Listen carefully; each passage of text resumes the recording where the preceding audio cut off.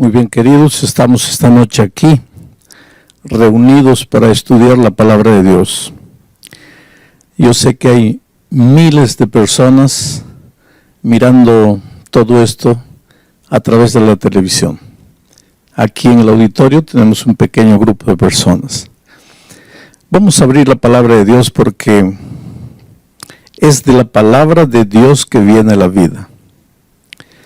La Biblia dice que cuando no había cielos ni tierra, por la palabra de Dios fueron creados los cielos y la tierra. Miren el poder creador de la palabra de Dios. Cuando Jesucristo estuvo en esta tierra, encontró a un paralítico y le dijo: levántate, toma tu lecho y anda. Y el poder de la palabra de Dios es tan grande que ese paralítico que hace 38 años no andaba, se levantó y empezó a caminar. En otra ocasión el Señor Jesucristo encontró a un cadáver que hace 4 días ya estaba muerto. Ya olía mal, ya estaba en estado de descomposición. Y ahí vino la palabra de Dios: Lázaro, levántate, sal. Y por el poder de la palabra de Dios, ese cadáver que ya estaba en estado de putrefacción se levantó y salió. Nadie puede dudar del poder transformador de la palabra de Dios. Claro, si cuando no había nada vino toda existencia por la palabra de Dios, pues habiendo un paralítico o un cadáver, claro que Dios podía hacer maravillas. Y Dios sigue haciendo maravillas hoy en la vida de las personas. Es por eso que Carolina esta noche entra al tanque del bautismo. Carolina tiene una vida de busca, caminó durante años buscando. Sabes que en el fondo del corazón humano hay un vacío que nunca podrá ser llenado, porque todos nosotros fuimos creados por Dios. Salimos de las manos de Dios, y si salimos de las manos de Dios, pues nunca seremos completos hasta devolvernos a Dios. A Carolina le llevó mucho tiempo llegar a la conclusión de que sin Dios nunca sería completa. Es el Señor Jesucristo que da sentido a la vida. Y esta noche Carolina entra al tanque del bautismo para declarar su amor por Jesucristo y su deseo de vivir al lado de Jesús el resto de su vida.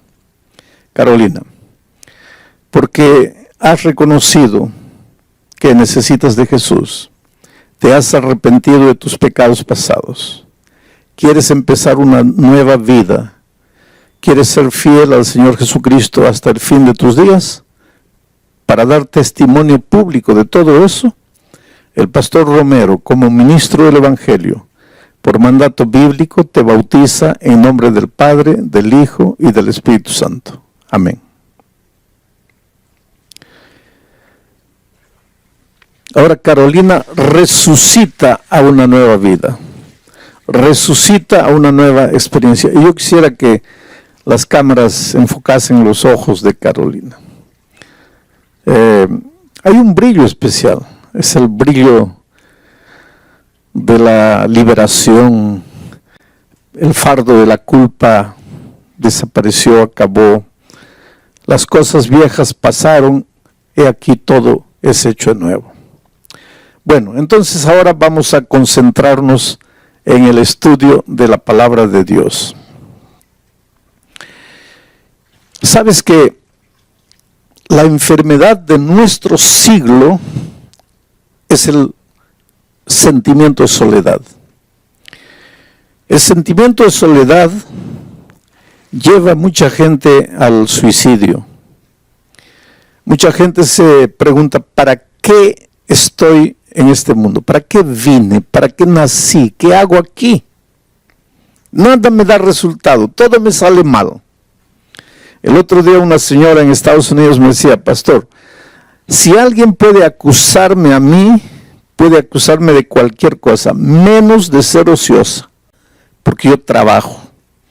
Me levanto a las 4 de la mañana, trabajo en 2 empleos, vuelvo a las 10 de la noche y ella junta aproximadamente por año en los Estados Unidos $70,000. Inclusive para ese país es un buen sueldo. Pero ella dice, pastor, parece que yo cargo una maldición en mi vida, porque el dinero se va de mis manos como la arena, como el agua. No me alcanza para nada, vivo endeudada. Bueno, el problema de esa mujer era financiero. Pero yo creo que esta noche aquí, si tú me estás mirando por la televisión, entre las miles de personas, hay personas que están pasando por el valle del dolor, de la muerte, del sufrimiento, de la aflicción, problemas en el matrimonio, problemas con los hijos, problemas en el empleo, problemas existenciales que son los peores porque no puedes identificar. Cuando tienes un problema financiero, por lo menos sabes el origen, sabes la raíz. Cuando tienes un problema familiar, puedes identificar a la persona con la cual tienes ese problema familiar. Pero los problemas existenciales son los problemas del alma. Tú sabes, tú sientes, tú tienes ganas de llorar, pero no puedes identificar por qué. Hay gente que dice, pastor, yo me acuesto en la noche en la cama, me revuelco en la cama, de un lado para otro, quiero dormir, no puedo, siento que me falta algo, que le debo a algo, que le hice mal a alguien, y yo soy consciente de que no le hice mal a nadie. Entonces, ¿por qué me siento así? Pues esos son los problemas existenciales, problemas del alma. La culpa existencial, culpa de haber nacido. ¿Pero por qué si no le hice mal a nadie? Pero es que la culpa existencial no tiene origen. Hay gente que en este mundo se pregunta, ¿dónde está Dios? ¿Dónde está Dios? En medio de las dificultades, en medio de los problemas, la gran pregunta es, ¿dónde está Dios? Y yo siempre digo, querido, cuando el dolor toca la puerta de tu corazón, jamás te preguntes, ¿dónde está Dios? Pregúntate, ¿dónde estás tú? Porque Dios está en el mismo lugar. No es Dios que deja al hombre, es el ser humano que deja a Dios. Si en este momento estás con la vida destruida, estás sufriendo, no sabes qué hacer, no creas que Dios te abandonó. Y esta semana, justamente esta semana, voy a tratar temas del santuario. Hay mucha gente que no entiende lo que es el santuario, y cuando yo menciono ya la palabra santuario, muchos pueden estar ya prevenidos, ese asunto debe ser difícil de entender. No, el tema del santuario es uno de los más bellos temas. Yo diría, el tema del santuario es una declaración de amor de Dios a la humanidad. Y voy a leer el primer texto, solo para que tengas una idea de lo que estoy diciendo. Éxodo capítulo 25, versículo 8, dice así: y me harán un santuario y yo habitaré en medio de ellos. Me harán un santuario y yo habitaré en medio de ellos. ¿Cuándo dijo Dios esto? Sabes, para que la Biblia tenga sentido, hay que preguntarse, ¿cuándo dijo Dios? ¿A quién dijo Dios? ¿Y por qué dijo Dios? Siempre que leas un versículo de la Biblia, esas son preguntas claves para que entiendas el mensaje para ti. ¿Cuándo lo dijo? ¿A quién lo dijo? ¿Por qué lo dijo? Bueno, ¿qué dice Dios aquí? Me harán un santuario y yo habitaré en medio de ellos. ¿Cuándo lo dijo? Cuando Israel estaba en el desierto. No había agua, no había comida, el enemigo estaba allá atrás. Un futuro incierto, aunque existía la promesa de que estaban caminando hacia la tierra de la libertad, pues el desierto es tierra de escorpiones, el desierto es tierra de alimañas, de lobos, de chacales, calor de día, frío de noche, soledad, oscuridad. Y el pueblo de Dios muchas veces se preguntaba, ¿pero qué hacemos aquí? ¿Para dónde estamos yendo? Y ustedes saben que muchas veces los israelitas se quejaron con Moisés y le dijeron, mejor no nos hubiera sacado. Mejor nos hubieras dejado morir allá. Porque allá, aunque éramos esclavos, por lo menos teníamos que comer a la hora exacta. Aunque nos maltrataban, por lo menos sabíamos dónde íbamos a dormir. Pero aquí en el desierto caminamos y nunca llegamos. Y en esas circunstancias es que Dios se presenta a Moisés y le dice: dile al pueblo que me edifiquen un santuario y yo prometo que voy a habitar en ellos, en medio de ellos. Aquí está el primer pensamiento del santuario. Dios no se aleja del ser humano. El ser humano se aleja de Dios. Dios no abandona al hombre o a la mujer. Somos los hombres y las mujeres que nos alejamos de Dios y abandonamos a Dios. ¿Qué es pecado? Para entender lo que estoy diciendo hasta aquí, hay que entender lo que es la palabra pecado. Mucha gente piensa que pecado es robar, matar, adulterar. Esos son actos pecaminosos.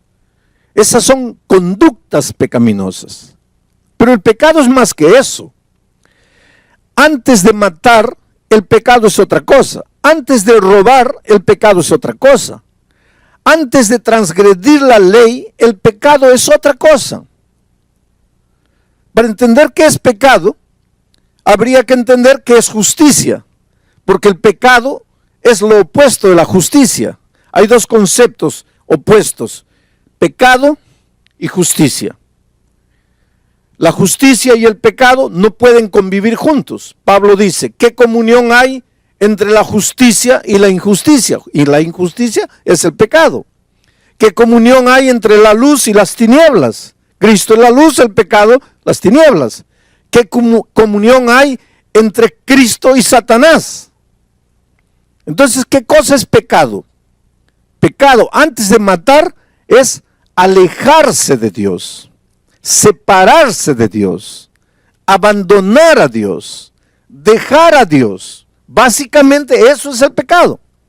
Ahora, la persona que abandona a Dios acaba pecando, acaba practicando el pecado, el acto pecaminoso, acaba matando, robando, haciendo miseria. Pero esto de robar y matar ya es la consecuencia de haber abandonado a Dios. Porque si tú estuvieras en comunión con Dios, jamás matarías, jamás robarías, jamás practicarías la injusticia, porque al estar en comunión con Dios, estás en comunión con la justicia. Entonces, el pecado básicamente es apartarnos de Dios. Lo más triste, lo más terrible que el pecado hace en la vida, no es que nos mandan a la cárcel por haber matado. Lo peor del pecado es que nos separa de Dios. Y al separarnos de Dios, pues ya crea el vacío dentro del corazón, porque si salimos de las manos de Dios, jamás seremos felices hasta devolvernos a Dios. Desde que Adán y Eva, miren, Adán y Eva, antes de tomar el fruto, ¿qué hicieron? Se apartaron de Dios, dejaron a Dios, vivieron solos y finalmente se acercaron del árbol y tocaron el fruto. Pero ese tocar el fruto ya fue la consecuencia, ya fue el resultado de haberse apartado de Dios. Ahora, ¿qué cosa es el ser humano en medio de la inmensidad del universo? Un granito de arena. Adán y Eva pecaron. Dios no podría haber dicho, pues pecaron. ¿Y qué son esos dos en medio de la infinidad del universo? Pues se apartaron por su propia voluntad, pues que reciban la consecuencia de lo que hicieron. Yo tengo tantos hijos en el mundo, millones y millones de hijos, yo puedo crear otros mundos. Dios podría habernos abandonado, pero no lo hizo. El Señor llegó al jardín, buscando, llamando, y su pregunta fue: Adán, ¿dónde estás? ¿Y dónde estaba Adán? Escondido entre los árboles. Y desde ahí, la historia de la humanidad ha sido la misma. Dios corriendo atrás del ser humano, el ser humano corriendo de Dios, Dios buscando al ser humano, el ser humano escondiéndose. En el Edén se escondieron entre los árboles. Hoy día hay gente que se esconde en el trabajo. no tengo tiempo para nada, no tienen tiempo para la familia, no tienen tiempo para Dios, están tan ocupados en el trabajo, escondidos en el trabajo. Hay gente que está escondida en medio de los vicios, hay gente que está escondida en medio de los placeres. El ser humano inventa árboles hoy para esconderse, y la historia es la misma. Dios buscando, el hombre corriendo. Dios buscando, el hombre escondiéndose. Por eso es una incoherencia cuando después de apartarnos de Dios nos metemos en problemas, sufrimos, nos hacemos sangrar y ahí preguntamos, ¿dónde está Dios? ¿Cómo que dónde está Dios? Dios está donde siempre estuvo. Él nunca nos dejó. Nosotros es que nos fuimos.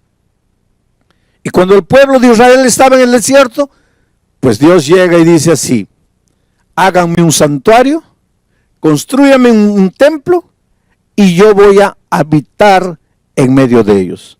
El santuario expresa el deseo que Dios tiene de vivir al lado de sus hijos, de vivir en medio de sus hijos, de estar presente en medio de sus hijos.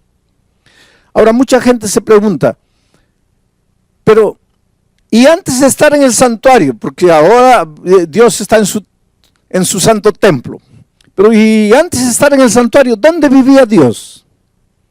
Hay mucha gente, ¿sabes? Porque nosotros, por la palabra de Dios, sabemos que el santuario que Israel construyó en esta tierra era una reproducción del santuario del cielo. Quiere decir, Dios le mostró a Moisés el santuario del cielo, él vio el santuario, vio las medidas, vio la forma, recibió todo de Dios y fue a los artesanos de Israel y les dijo, mira, Dios me ha mostrado esto, me ha dado las medidas, vamos a construir el santuario y Dios ha prometido que va a vivir en medio de nosotros. Pero hay muchos cristianos inclusive que no creen que hay un santuario en el cielo. No creen. Ellos piensan, muchos cristianos, muchos estudiosos de la Biblia, dicen que en el cielo no hay santuario, que Dios no necesita un santuario para poder vivir. Y realmente Dios no necesita un santuario para poder vivir, porque Dios es Dios. ¿Por qué existe el santuario en el cielo? Y después voy a explicar por qué existe el santuario en la tierra. ¿Por qué existe el santuario en el cielo?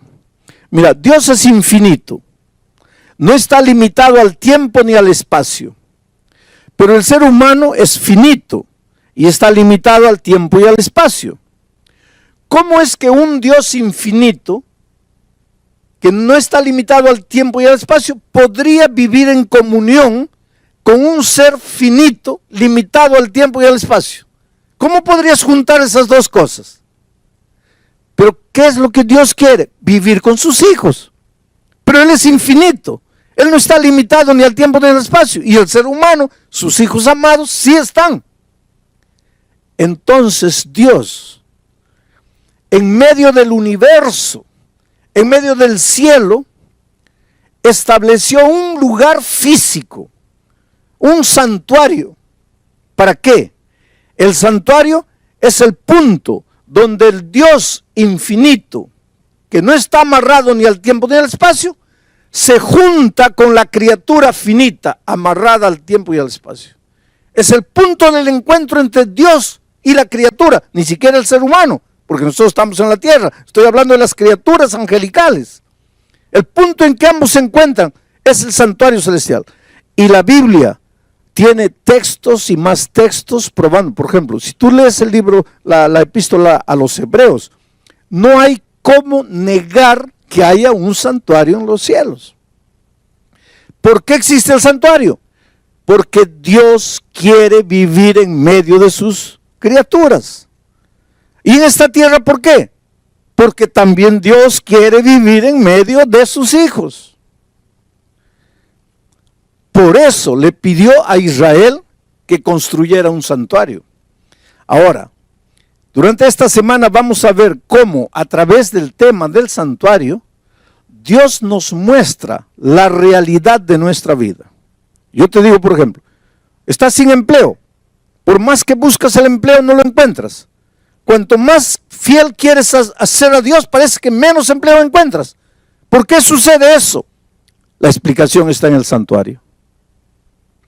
Tienes un hijo, lo educas con amor, con cariño, cuando es pequeñito le compras libros, le compras música cristiana, antes de dormir le cuentas historias, haces la oración, lo haces dormir, y cuando llega joven se va de la iglesia y no quiere saber nada. ¿Por qué sucede eso? La respuesta está en el santuario. Estás lleno de deudas, como esa señora de Estados Unidos, gano 70,000 pero no me alcanzan para nada. ¿Por qué el dinero no te alcanza? La respuesta está en el santuario. Y ahora tú te puedes quedar medio curioso, pero pastor, la respuesta para todo está en el santuario. Sí. Y Pablo dice que nosotros solo podemos entender las cosas que no se ven a través de las cosas que se ven.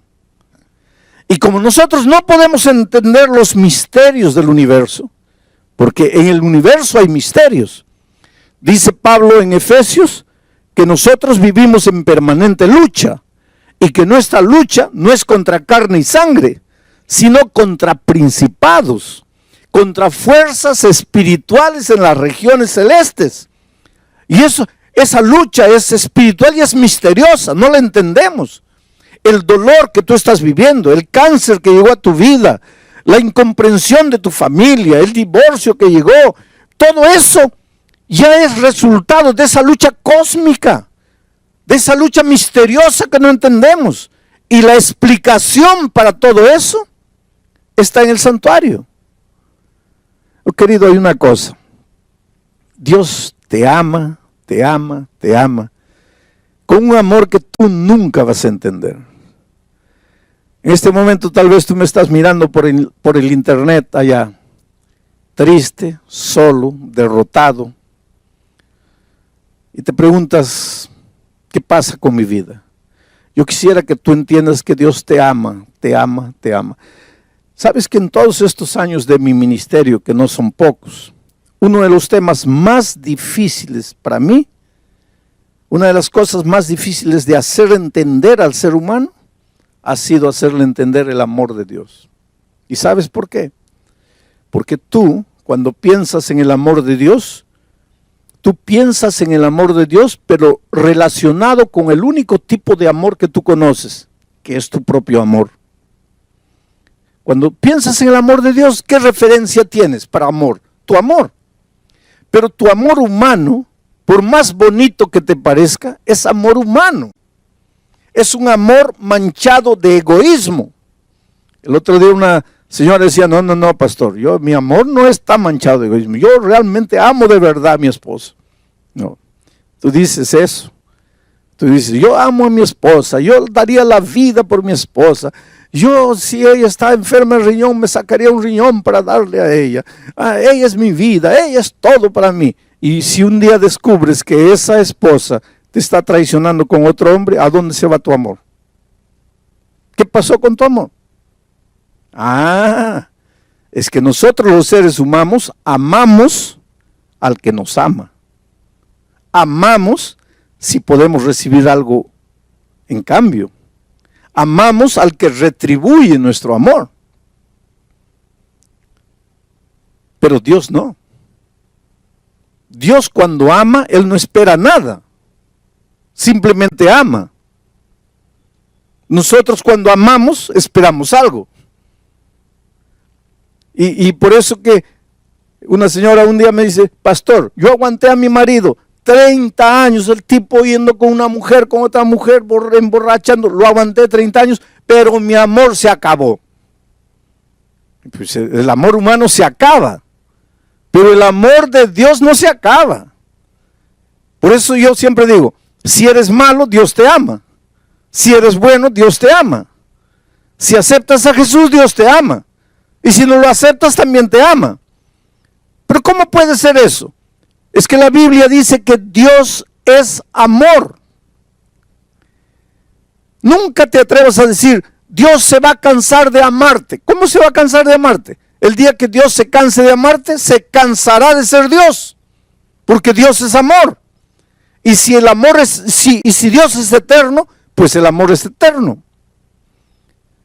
Entonces tú puedes pensar así, entonces ya estoy tranquilo porque Dios me va a salvar. No vamos a confundir las cosas. Que Dios te ame es una cosa, que te vas a salvar es otra cosa.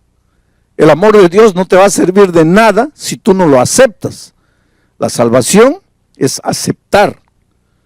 Y hay mucha gente que le gusta, que Dios me ama, qué bonito, pastor, usted predica lindo porque me hace sentir amado por Dios. Pero ¿de qué te sirve eso? El asunto no es que tú te sientas amado por Dios, el asunto es que tú te apoderes del amor de Dios. Ahora, estás debiendo $10,000 y no tienes cómo pagar, y yo agarro la chequera y te firmo un cheque de $10,000. ¿Tu problema está resuelto o no? ¿Está resuelto o no? No, porque para que tu problema esté resuelto, primero, tienes que recibir el cheque. Segundo, tienes que ir al banco. Tercero, tienes que recoger el dinero. Cuarto, tienes que pagar tu deuda. Entonces, no es porque yo te muestro el cheque que tú ya estás con tu problema resuelto. Entonces el amor de Cristo es igualito. Dios te ama, claro que te ama. El amor de Dios nunca se va a acabar, nunca se va a acabar. Pero ¿de qué te sirve el amor de Dios si no te apoderas? Por eso que tienes que abrir el corazón a Dios. Y el tema del santuario es la más bella expresión del amor de Dios. A lo largo de esta semana vamos a ver cómo en cada corderito que moría estaba escrito el amor de Dios. En cada utensilio del santuario estaba escrito el amor de Dios. En la ceremonia de expiación estaba escrito el amor de Dios. En el día de la expiación y el juicio que Israel sufría estaba escrito el amor de Dios. A veces te preguntas, ¿cuándo va a terminar el pecado? ¿Cuándo Cristo va a volver? Ya estoy cansado de vivir en este mundo. Ya quiero que Jesús venga. Y todo eso está descrito en el tema del santuario. No me voy a detener tanto en la teología del tema del santuario, pero voy a traer las ideas principales para aplicarlas a tu vida, para que tú entiendas cómo Dios te ama. Querido, en este momento yo quiero contarte una historia. Yo siempre termino mis mensajes contando una historia por un simple motivo. Todo lo que te hablé está documentado en la palabra de Dios. Pero a veces hay personas que piensan, ¿pero será que eso funciona? Entonces yo cuento historias para que las personas vean que funciona. La palabra de Dios dice que funciona. Ahora, cuando tú ves una historia, escuchas una historia, ves que funciona.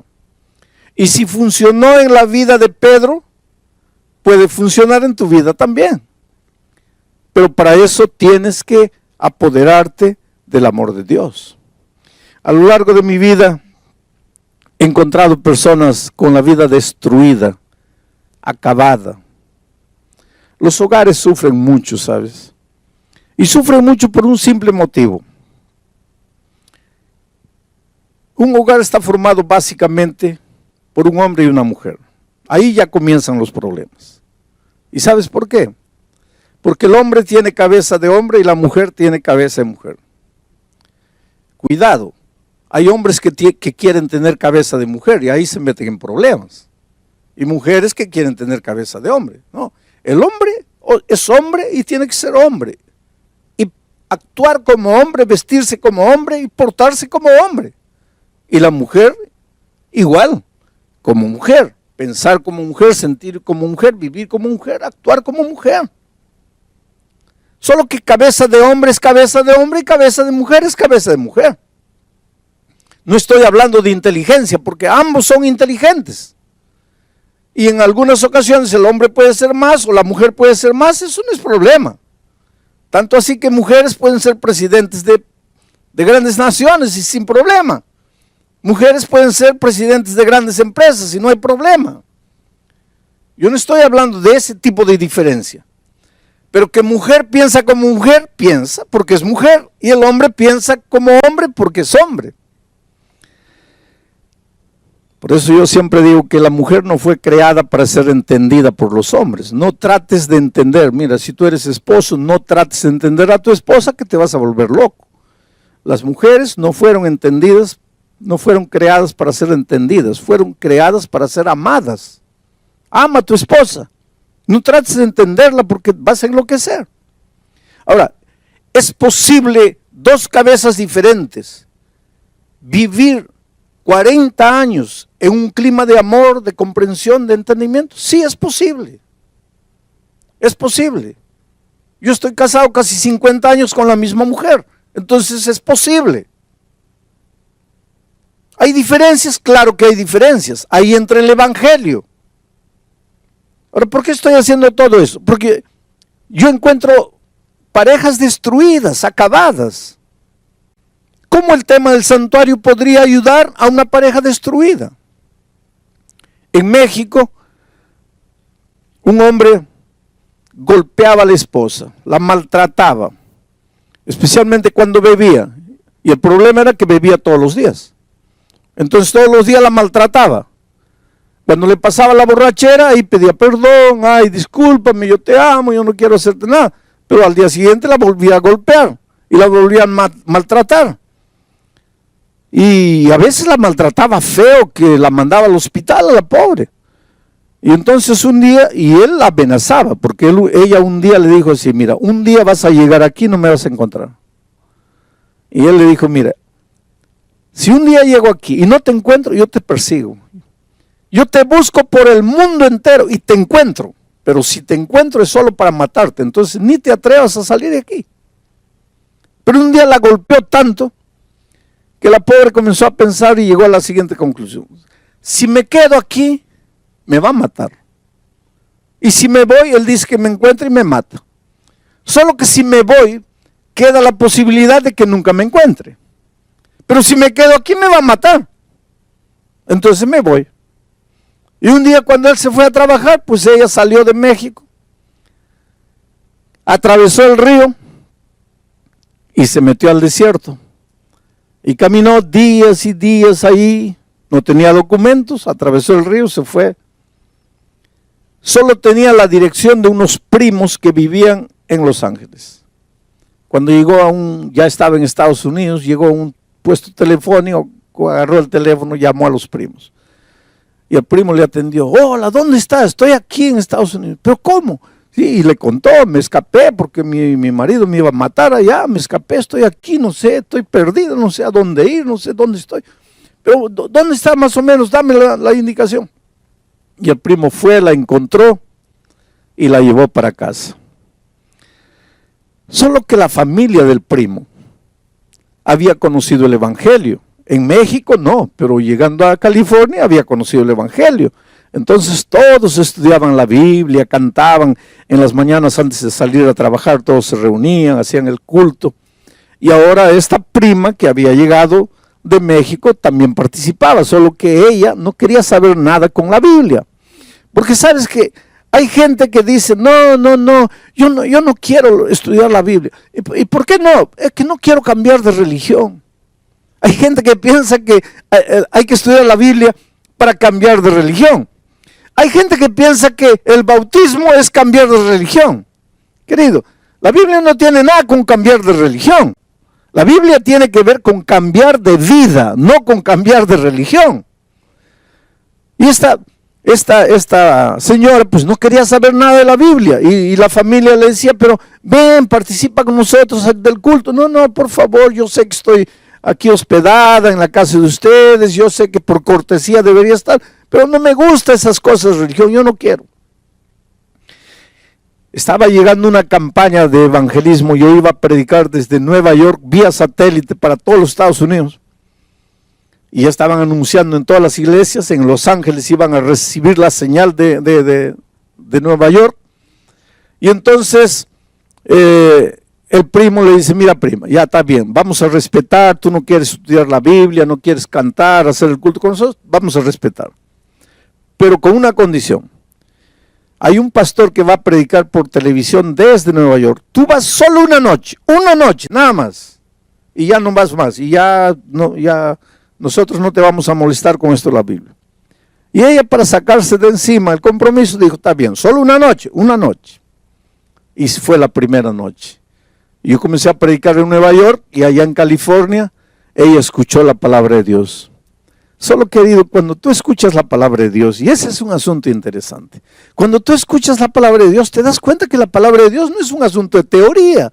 La palabra de Dios no es un asunto de normas, de reglamentos, de leyes. La palabra de Dios es una carta de amor que Dios te escribe, porque Dios te ama, Dios quiere ayudarte, Dios no está feliz con la vida que estás viviendo.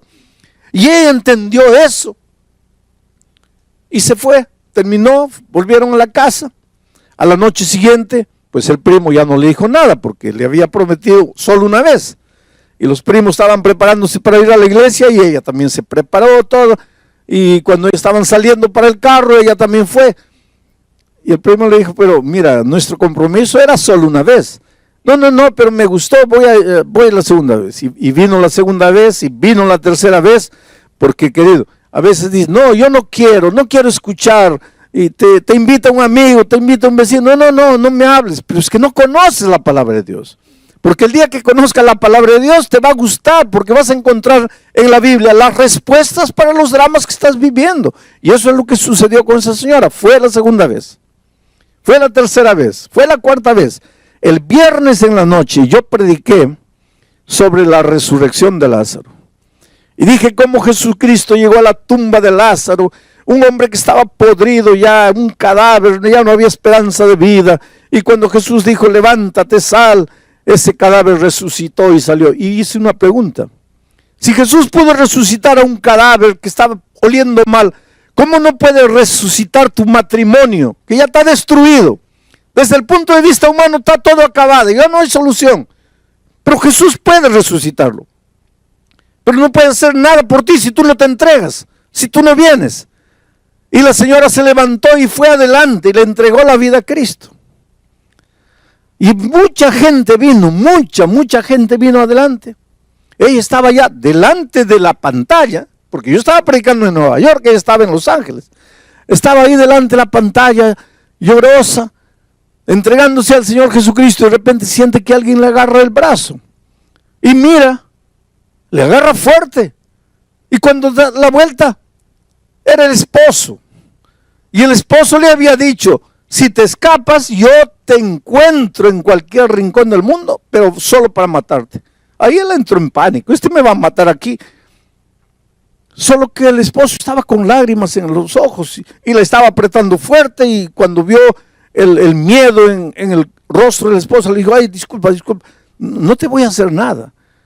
Yo también me estoy entregando a Jesús. ¿Cómo entregando a Jesús? Ahora te voy a contar la segunda parte de la historia. Cuando él llegó a la casa y la esposa no estaba, pues comenzó a buscarla por todo México y nada. No había, buscó con los amigos, con los parientes, nada. Y encontró la dirección de los primos de ella en California. Entonces también se lanzó al río, cruzó el río, caminó por el desierto, llegó a California, tenía la dirección. Y comenzó a espiar ahí de lejos, porque decía así, si está aquí va a salir, en algún momento va a salir. Y efectivamente un día la vio salir, pero acompañada de los primos, y él quería, yo quiero que esté sola para matarla. Yo la mato y me voy a México y nadie me encuentra. Y estaba ahí persiguiéndola durante días y días, y una de esas noches ella salió para la iglesia con los primos, y él fue atrás, y entró a la iglesia y se sentó allá atrás. Y el Espíritu de Dios lo tocó. Oh, querido, tú puedes decir, nunca me voy a entregar, porque tú no conoces el poder de Dios. El poder de Dios tocó el corazón de ese hombre. Y ese hombre lloró la primera noche, y lloró la segunda noche, y lloró la tercera noche. Y la última noche, cuando vio a su esposa yendo adelante, cuando yo dije, si Dios pudo resucitar un cadáver que ya estaba podrido, no puede resucitar tu matrimonio. Él se levantó y fue adelante y le entregó la vida a Cristo. Yo conocí a esta pareja un año después. ¿Por qué Jesús puede romper el poder del pecado? ¿Por qué Jesús puede restaurar un matrimonio? La respuesta está en el tema del santuario.